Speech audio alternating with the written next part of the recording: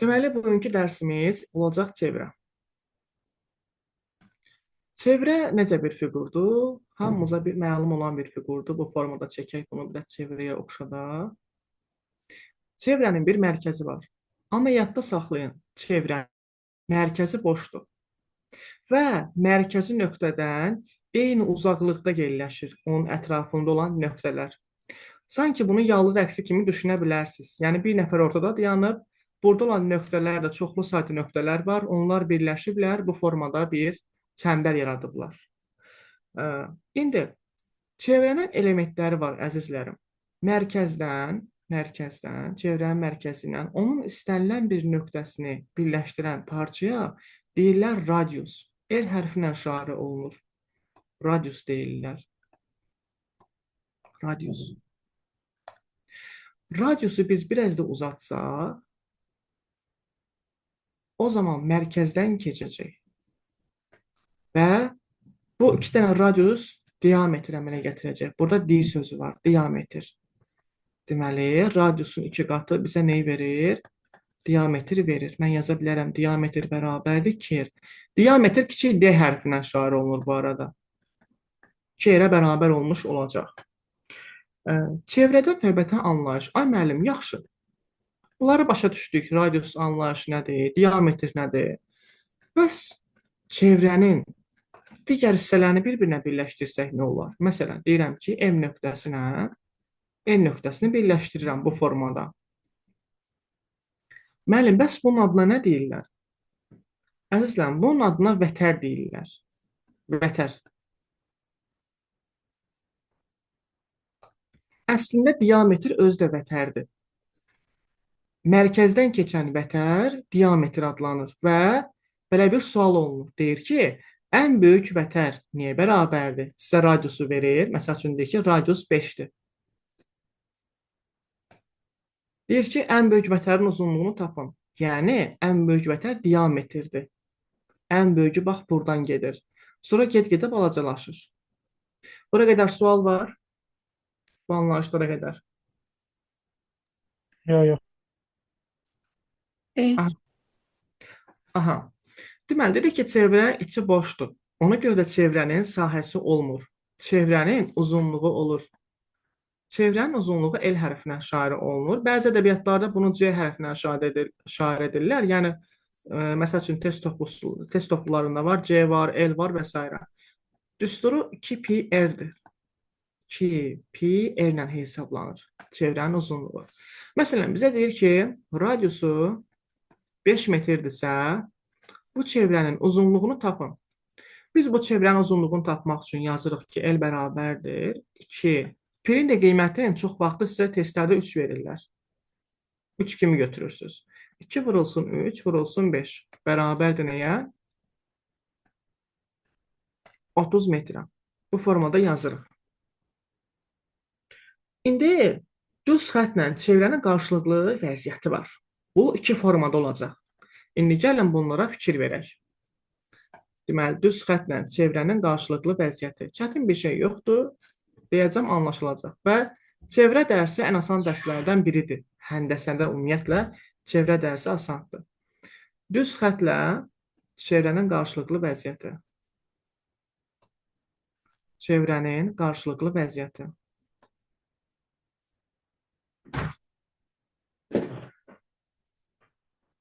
Qarşılıqlı vəziyyəti. Y-Y-Ə-T. İndi düz xəttlə çevrədə necə olacaq? Uşaqlar, bir dənə çevrəni çəkək bura, bu formada. Çəkdim. Bax, bu olsun çevrənin mərkəzi. Mən götürürəm bir dənə düz xətt. Bu düz xətti buradan keçirtdim, bax. Mən bunu neylədim? Kəstim də, düzdür. Çevrəni kəstim də mən bu formada. Bax, buna deyirlər kəsən. Bu çevrəni neyniyir? Kəsir. Və düz xəttlər əlifbanın kiçik hərfinə işarə olunur. Bu A düz xəttidir. Nöqtələri isə əlifbanın böyük hərflərinə işarə olunur. Bura A nöqtəsi, burada B nöqtəsidir. Diqqətlə qulaq asın ki, dərsin ikinci hissəsində praktik suallar işləyəcəksiniz və bu qaydalar sizə lazım olacaq. Deməli, A düz xətti burada bizim üçün kəsəndir. Və o çevrənin içərisində gördüyünüz kimi AB vətənini nə elədi? Ayrılmış oldu. Və burada düz xəttlə çevrənin iki dənə ortaq nöqtəsi var. Düz xəttlə çevrənin iki dənə ortaq nöqtəsi var. Biri A-dır, biri də B-dir. Ortaq nə deməkdir? Yəni kəsişmə nöqtələri də bu formada yazırıq. Biri də var çevrəyə toxunan, kəsmir ha, toxunur yanından keçir bax. Gördünüz bu formada. Bax buna deyirlər nə? Toxunan. Bunun adını qoyacaq kəsən. Bu da olsun B düz xətti. Buna deyirlər toxunan. Yəni toxunur çevrəyə gedir, amma onu kəsmir. Bu formada deyirik. Və toxunanla çevrə bir nöqtədə toxunur. Yəni bax bura olsun bir P nöqtəsi. Tamam mı? Bir daha deyirəm, toxunan çevrə bir dənə nöqtədə toxunmuş olur. Yəni P nöqtəsində. Buraya qədər hər şey aydındır. Bəli. Tamam. Və burada bir dənə bir şey yadda saxlayın uşaqlar. Burada mən radius çəksəm, bax radius. Radius toxunan arasında olan bucaq həmişə 90 dərəcə olur.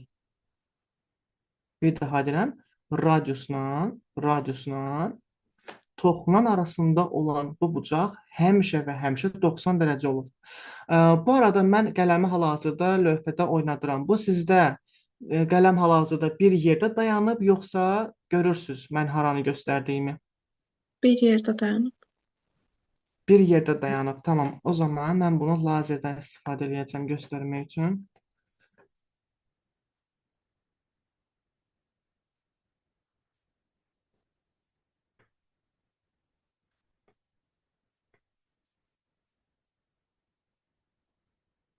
Görürsünüz bu lazeri. Bəli. Bax, bu A nöqtəsidir, bu da B nöqtəsidir. Bu kəsəndir. Deməli, dedik ki, kəsənin çevrənin iki dənə ortaq nöqtəsi var. Bax, bu nöqtələr bunlardır. Toxunanda isə bu nöqtə bir dənədir. P nöqtəsində.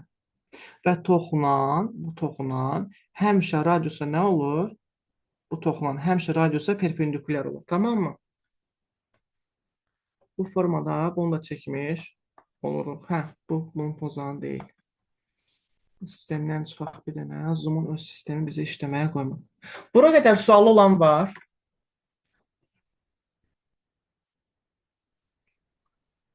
Yoxdur. Tamam. O zaman mən keçirəm qövs anlayışına və qövs anlayışından sonra daxilə çəkilmiş bucaq, bir də mərkəzi bucaq haqqında sizə məlumat verəcəm. Ondan sonra da çevrədə metrik münasibətlər var. Onlara baxacağıq. Tamam mı? Müəllim, bununla bitəcəkmi?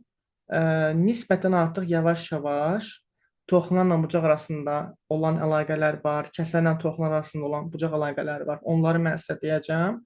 Ondan sonra ikinci hissədə yavaş-yavaş inşallah praktika hissəsinə keçmiş olacağıq. Deməli, gəldik mərkəzi bucağa.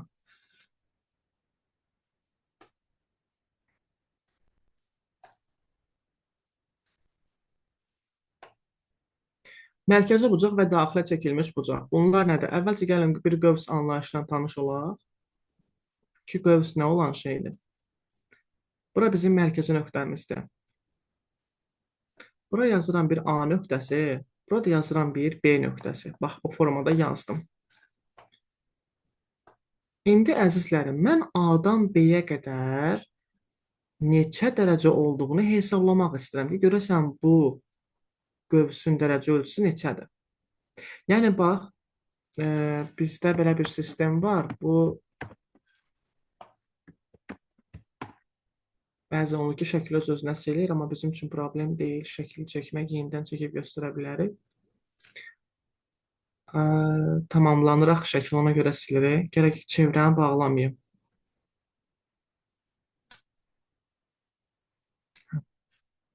Bura olsun A nöqtəsi, bura olsun B nöqtəsi. Uşaqlar, mən A-dan B-yə doğru, bax, o formada gedirəmsə, bax, buna deyirlər qövs.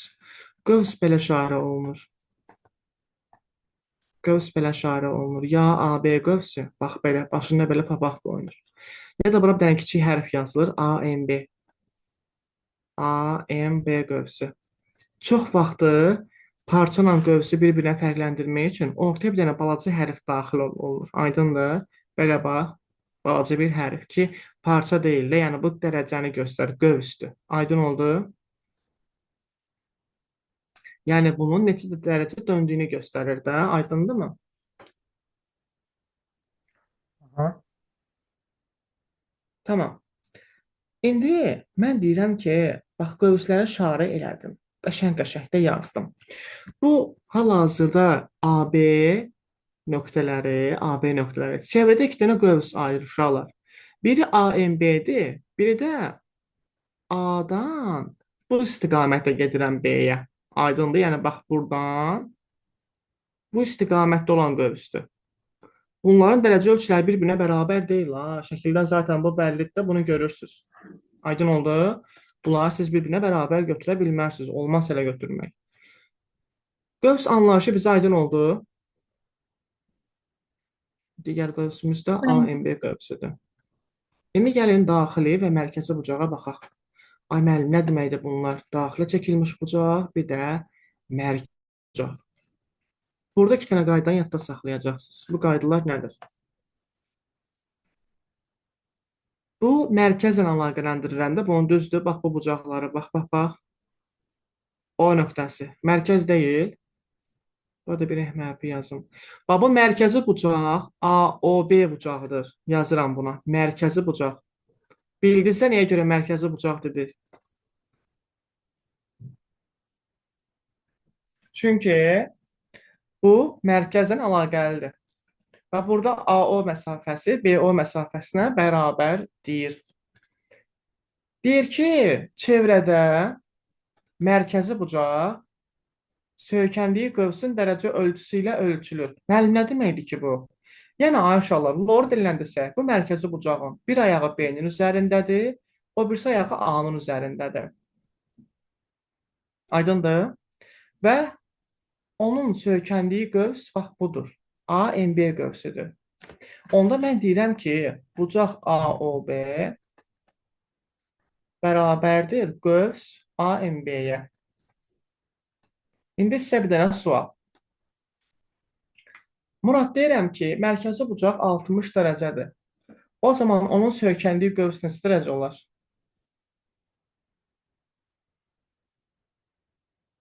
Eyni olur. İki tərəfdə bucaqda yoxsa? Hə, eyni olur da. Deyirəm ki, mərkəzi bucaq AOB olsun 60 dərəcə. Onda AMB nə qədər olacaq? 60. 60 dərəcə. Bəli, qurtardı, getdi. Leyla, deyirəm ki, qövs AMB qövsü 100 dərəcədir. O zaman onun söykəndiyi mərkəzi bucaq neçə dərəcə olar? 100. Afərin, 100 dərəcə. Bəli. Həbi, deyirəm ki, AOB bucağının dərəcə ölçüsü qradus AOB bərabərdir 180 dərəcəyə. O zaman AMB nə qədər olacaq? Bir də təkrarlaya bilərsiniz, zəhmət olmasa. Aha. AOB bucağı mərkəzi bucaqdır. Onun dərəcə ölçüsü 180-dirsə, söykəndiyi qövs nə qədər olacaq? Həbib, bizə eşidirsən ümumiyyətlə? 90 dərəcə. Yox. 90 dərəcə yox. 360-dan 180-ə çıxıb belə tapacaq. Yox uşaqlar. Bax görürsünüz bucağı böyüdən kimi ayarlar dəyişir sizdə. Nə deyirəm? Deyirəm ki, mərkəzi bucaq deyirəm də, düzdürmü? Yəni bu şəkildən söhbət getmir. Baxın, mən şəkili təzədən çəkim sizin üçün. Siz yəqin bu şəkilə baxıb deyirsiniz. 180 dərəcəli bir bucaq çəkirəm bura, bax. A, O, B. İndi bunun söykəndiyi qövs olsun bura. Mən deyirəm ki, əgər AOB 180 dərəcə olarsa, onda AMB qövsü nə qədər olacaq? 180. 80 dərəcə. Əlbəttə ki, 180 dərəcə. Bəs mən də onu soruşuram da sizdən. Siz yəqin ki, burada foton təsəvvür edə bilmədiniz və çıxıb deyirsiniz cavabı mənə. Həbib, bir daha deyirəm. Mərkəzi bucaq. Söykəndiyi qövsdən ölçülür. Çətin bir şey var burada. Yox, müəllim. Tamam, onda gəlin daxilə çəkilmiş bucağı da deyək. Bu da qalmasın. Hə, bucağı nə gəlin daxilə çəkək. Bax, daim mərkəzdə deyil. Bunları götürək buradan. Bura gəl, sən də bura gəl. Hə, pis. Daxilə çəkilmiş deyəndə uşaqlar, bəzən tələbələr elə başa düşür ki, daxilə çəkilmiş bucaq elə ancaq qıraqlardan çəkilməlidir, mərkəzdən çəkilə bilməz. O, belə də çəkilə bilər. Bax, məsəl üçün, mərkəz buradadır, bax, bu formada. Bax, bunu buradan belə gətirirəm. Bunu da mərkəzin belə qoyaq da, bu da buradan belə gəlir. Bunu bura qədər uzadım, o birisini silərəm. İndi gözlüyün şəkli düzəldim. Bir dəfə sona salım şəklimizi qəşəng. Gəl, bax. Hə. İndi bizdən soruşur ki, burada bir alfa bucağı çəkirəm. Deyək ki, bu alfa bucağının dərəcə ölçüsü nəyə bərabərdir? Uşaqlar, bu mərkəzi nöqtə O nöqtəsidir. Bu ucu bizə lazım deyil. Burada mərkəzi nöqtə. Bunu buradan götürək. Burada bir dənə bir hərf yazaq. Olsun hansı hərf? Olsun bir M hərfi. İndi uşaqlar, mən deyirəm ki, daxilə çəkilmiş bucaq. Nə dedim? Daxil. Daxilə çəkilmiş bucaq. Daxilə çəkilmiş bucaq. Daxilə çəkilmiş bucaq, uşaqlar, söykəndiyi qövsün yarısı ilə ölçülür. Yəni, alfa bərabərdir qövs AMB bölünsün 2. Qövs AMB bölünsün 2. Mənlə bərabər siz də qeydlərinizi götürməyə çalışın. Ümumiyyətlə götürün qeydlərinizi. Saxlamayın ki, imtahanı bir ay qalacaq, oturub videolar izləyəcəm, qeydlər götürəcəm. Xeyr, onda vaxtla yarışacaqsınız. Daxilə çəkilmiş bucaq bu formada hesablanır. İndi, mən alfa bucağına, bizdə olan alfa bucağı, uşaqlar AMB bucağıdır, həm də bucaq AMB. Belə yaza bilərik bunu. Bucaq AMB bərabərdir. AMB bucağı bərabərdir, alfa o da bərabərdir, qövs AMB bölünsün 2-yə. İndi mən deyirəm ki, daxilə çəkilmiş bucaq alfa 30 dərəcədirsə, onun söykəndiyi qövs neçə dərəcə olacaq? AMB qövsü. 60. 30. Afərin, düzdür 60. Niyə 30 Leyla? İndiki qayda ilə səhv saldım.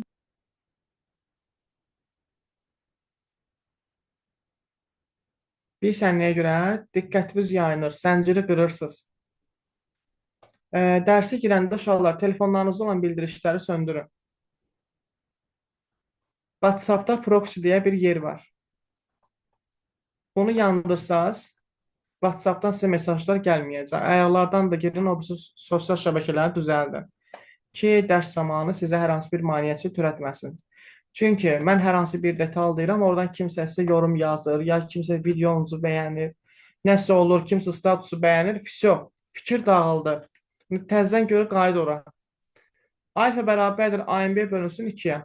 Bəli, Murad, düzdür. Alfa 30 dərəcə olarsa, o zaman AMB qövsü 60 dərəcə olacaq.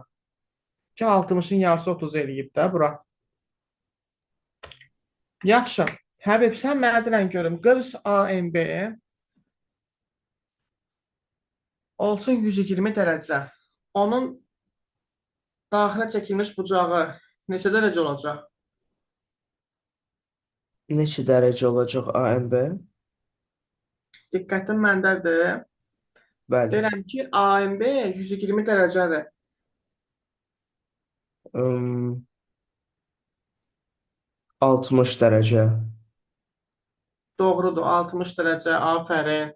Leyla, sən bizə denən görüm, alfa bərabərdir 50 dərəcə olarsa, AMB neçə dərəcə olacaq? Təkrarlayıram. 25. Alfa bərabərdir 50 dərəcə olarsa, AMB nə qədər olacaq? 25. Murad razısan, Leyla? 100 olacaq. Tam Bəli, yarısını deməyəcək. yox Leyla, bax sən qaydana bu tarix deyil, əzbərləyəsən. Burada anlamaq lazımdır temanı. Deyirəm ki, alfa 50-dir. Alfa daxildədir. Sən çölə çıxırsan, qövs çöldədir. Gördün? Çöldə olan daxildəkinin 2 qatıdır, böyükdür. Bunu anlamaq lazımdır. Elə əzbərliyim ki, hə bu alfa budur, burada vuracam, çıxacam, böləcəm, alacam, yox. Elə şey yoxdur. Aydındır? 100 dərəcə olmuş olacaq. Bəli, düzdür. Qövs olacaq 100 dərəcə. Davam edək. Edək. Amma bizim vaxtımız azalır. 7 dəqiqəmiz qalıb. Yeni lövhə açaq. Daxil çəkilmiş bucaq. Bunları dedik sizə. Okey. Okey, tamam. Çevrədə bucaqları dedim. İndi gəlin sizə deyək, deyir sizə nədən danışım, nədən. Uşaqlar, yadda saxlayın. Bir də bizim dörd bucaqlılarımız var. Dörd bucaqlılarda necə olacaq qayda? Dörd bucaqlılarda əgər siz çevrənin daxilinə bir dörd bucaqlı çəksəz, o zaman onun qarşı bucaqlarının cəmi həmişə 180 olacaq. Məsəl üçün deyirəm ki, bir çevrə çəkirəm, bax belə. Bunun içərisinə hər hansı bir dörd bucaqlı çəkirəm.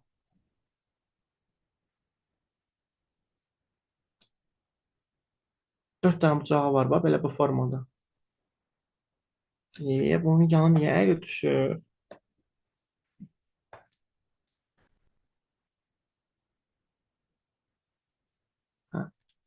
Gəlin adlandıraq. A, B, C, bir də D. Deyir ki, uşaqlar, əgər səndir bu çevrənin daxilinə bir dənə dörd bucaqlı çəkmisənsə, o zaman onun qarşı bucaqların cəmi. Yəni, bax, bucaq A ilə, bucaq C, bucaq D ilə də bunlar fərqli bucaqlardır ya, bu arada. Bucaq B-nin dərəcə ölçülərin cəmi 180 dərəcə olmalıdır. Gəlin, bunları adlandıraq. Bura olsun alfa, bura olsun beta, bura olsun gamma, burada olsun bir teta bucağı. Belə. Yəni, alfa üstə gəl beta bərabərdir teta üstə gəl qammaya. O da olacaq 180 dərəcə. Bura qədər sual var kimdəsə? Yəni, dərsin birinci səsi burada bitir artıq uşaqlar. Müəllim, bəs bunu xaricinə çəkə bilər, çevrənin xaricinə çəkə bilər dörd bucaqlını. Deyirəm, bəli, çəkə bilər. Niyə çəkmir ki, bax? Belə bir dörd bucaqlı çəkər, məsələn də.